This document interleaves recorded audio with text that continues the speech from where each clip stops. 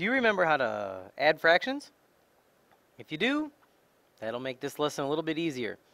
The key when you're adding and subtracting fractions is you must have the same denominator. So the lowest common denominator of a 5 and an 8 is going to be 40.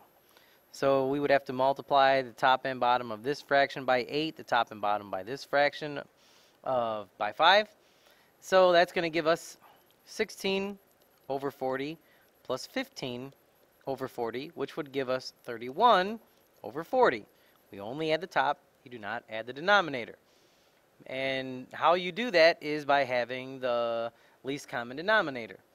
So before we move into adding and subtracting rational expressions, let's first practice naming your common denominator.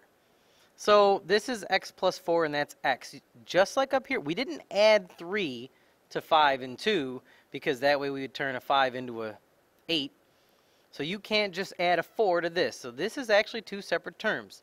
So your LCD for this guy is x times x plus 4. So for number 2, of course you've got a little bit of work to do first. You need to factor this to x minus 3 and an x minus 2 first. And this needs to be factored to an x plus 4 and an x minus 3. And now that you have those factored, you can see that we have an x minus 3 in both. So you do not need to multiply both sides by an x minus 3. They already have the x minus 3. So this side does not have an x plus 4. So this side needs an x plus 4. And this side does not have an x minus 2. So this needs an x minus 2. So your LCD for this is x plus 4, x minus 3, and x minus 2. No, you do not FOIL it out. You just leave it. That is your common denominator. Once you can get a common denominator, the rest is pretty simple. So let's go practice a couple. Number 3, we already have a common denominator. So the only thing you have to do for number 3 is subtract the top. So we have 2x minus 4, which cannot be simplified. So we just write 2x minus 4 over x plus 3, and you're done. The only thing you might want to do is factor out a 2, because we like to simplify. So this is a 2 times an x minus 2 all over x plus 3. And before you ask, do we have to? I say yes, because sometimes after you factor that out, these can be simplified. So it's always best to simplify as far as you can go.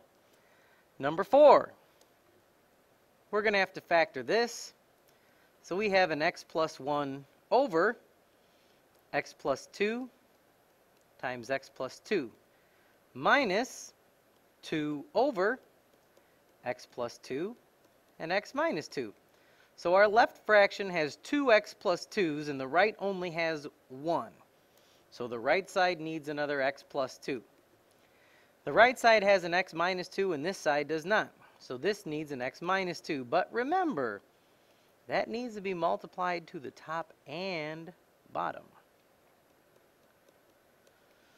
So you're going to have to FOIL the top left, which is going to give you an x squared minus x minus 2 minus, you need to distribute this side, so we have a 2x minus 4. Remember, this is subtracting.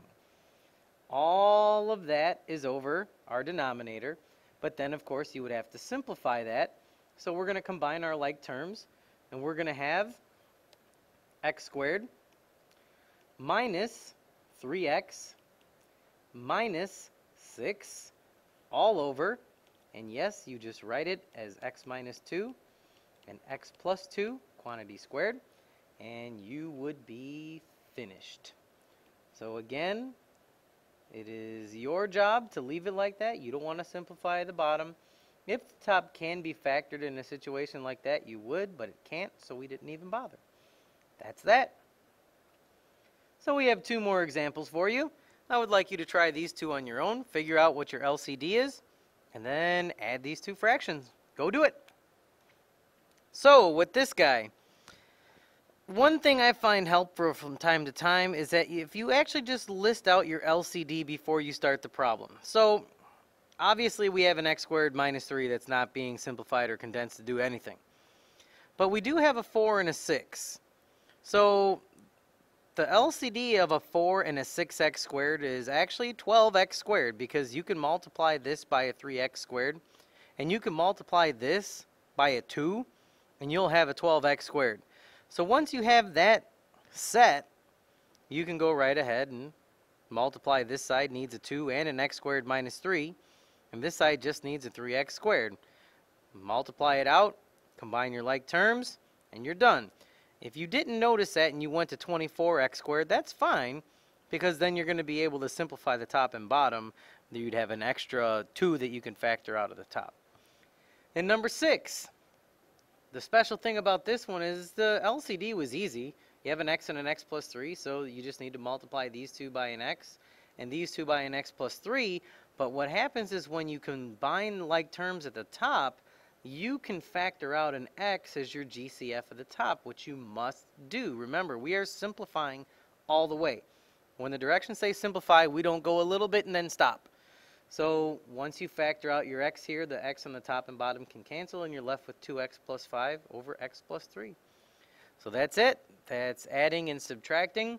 We're going to do complex in the next video. So if you just want to go watch complex fractions, you can go do that now. This is Longo, and I'm out. See you, bye.